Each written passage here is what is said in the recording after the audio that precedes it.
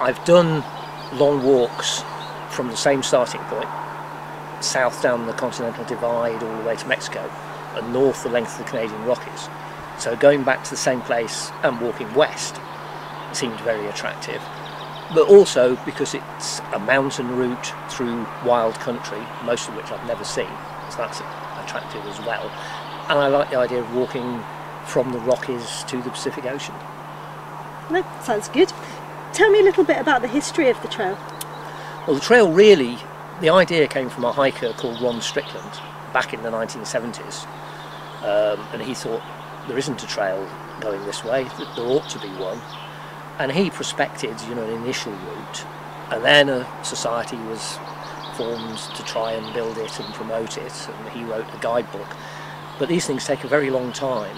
I think it became an official trail, what in the States they call the National Scenic Trail, which is like, you know, the official long distance footpaths here, about 2 years ago. Okay, very recently.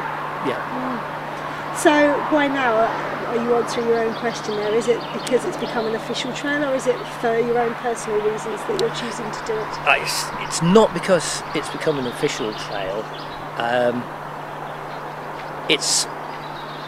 It's partly because it's still a relatively new trail. I prefer routes that are still fairly undeveloped and wild.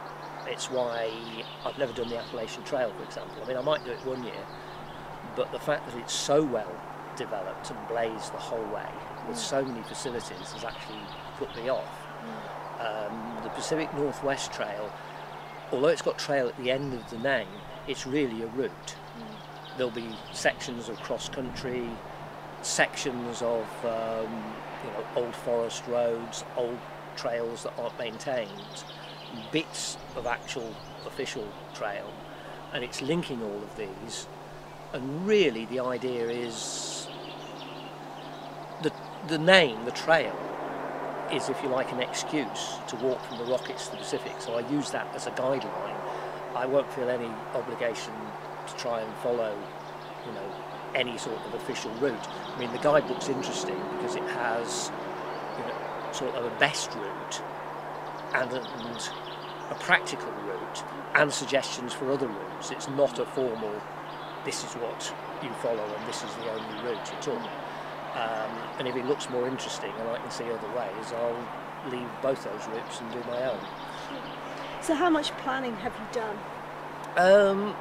Probably not enough, which always seems to be the case.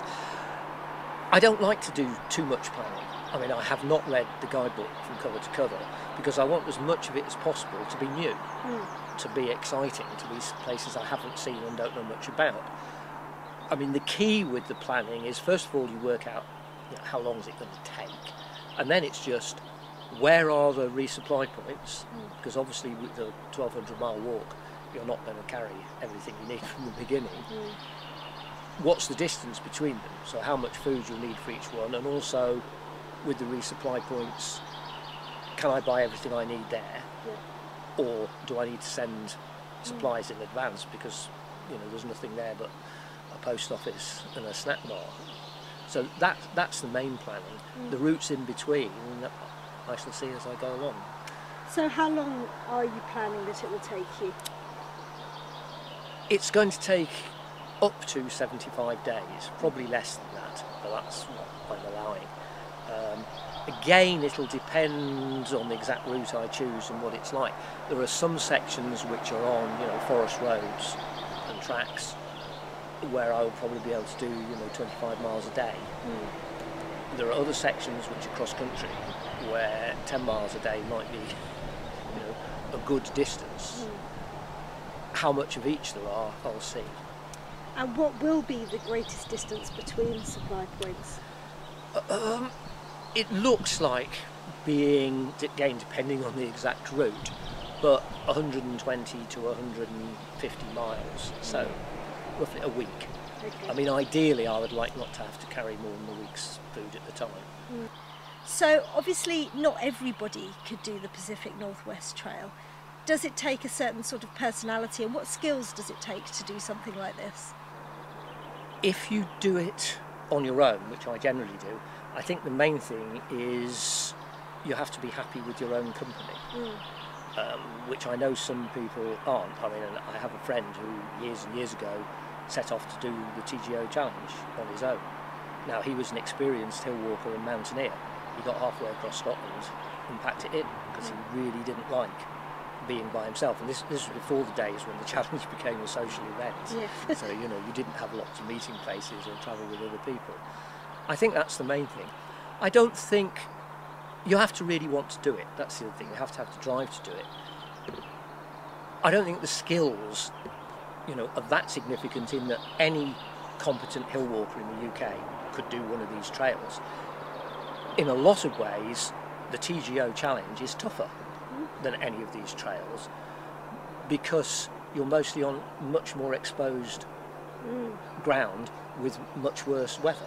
I know this year apparently it was really good weather. It would be the year I don't do it. But, I know, I feel the same. But in lots of years you're dealing with a lot of wind and rain. Most of I think all the American trails, if the weather's bad, you can get shelter. You can drop down into the forest. So in that sense, they're easier.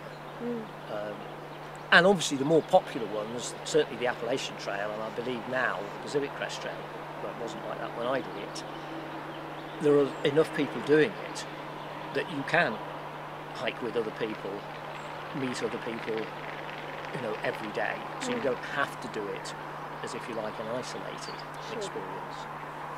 And will TGO readers be able to find out how your trip is going while you're on the trail? Yes.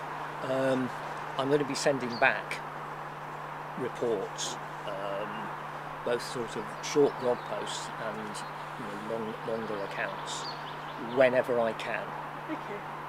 So we'll be putting those up on the website and in the magazine as well? Yeah. Well, I look forward to receiving them. Have a brilliant trip. Great, thanks. Thank you.